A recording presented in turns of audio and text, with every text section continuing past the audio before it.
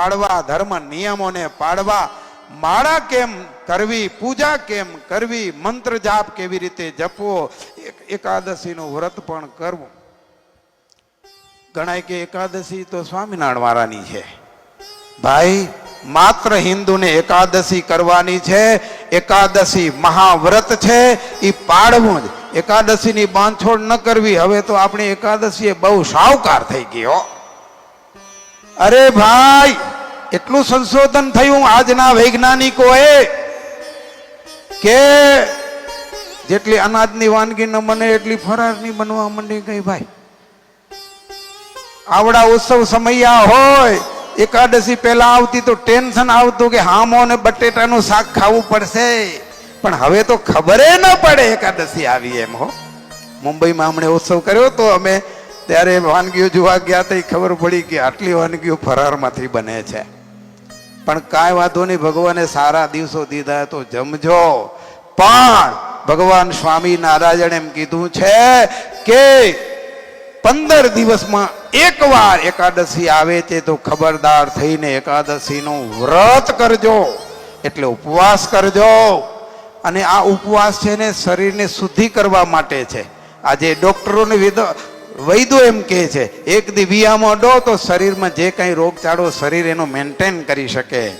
પણ કદાચ હાલો ઉપવાસ ન થાય તો એકટાણું તો કરજો. ઘણા તો આખો દી ચાલુ રાખ્યો. ઓમ બીજા દિવસોમાં ન હોય, એકાદશીનું ચાલુ. જરીક વાર સિંગના દાણા આવે, જરીક વાર વેફર આવે. શું એકાદશી એ કેટલી વાનગીઓ ખાવાની? આખો દી ખા કરે, પણ ખબર હોવી જોઈએ વ્રતનો દિવસ છે. એક ગામમાંથી અમે પસાર થતા હતા ત્યારે અમે હરિભક્તોને કીધું આજે તો આ ઢોકરા વાળાની રગડા વાળાની રેકડીઓ ખાલી નહીં થાય. તો કે ના સ્વામી, ભક્તો આવશે પ્રસાદ લેવા. હે એકાદશી નું પ્રસાદ લે તો હા, પછી પ્રસાદ લઈને જાય ને ઘરે, ઘરના પૂછે હાલો ને જરાક થોડા કરે પ્રસાદ જરાક લઈ લો, નાસ્તો કરી લો. આજે એમ નથી ખાવ. ઘરના માણને એમ કે એકટાણું કર્યું હશે. શું થેપો એકટાણું કરતો હતો? જબરી આવે. વાલા ભક્તજનો સાવધાન રહેજો. એકાદશી ને દિવસે આ સત્સંગની એવી પ્રણાલિકા છે, નાનો બાળક માટે પણ ઘરમાં અનાજ રંધાય નહીં. અને જો આપણે જો ખાવાની બહુ લોચના હોય તો રેકડીએ જઈને ખાઈ આવીએ. ભાઈ ભગવાનની બીક રાખજો. અક્ષરજીવનદાસ સ્વામી કીધો ભગવાનને અંતરજામી જાણીને બીક રાખજો.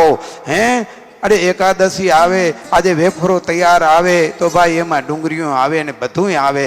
કારણ કે એની અંદર સારા શું કહેવાય તમે નાખે મસાલા.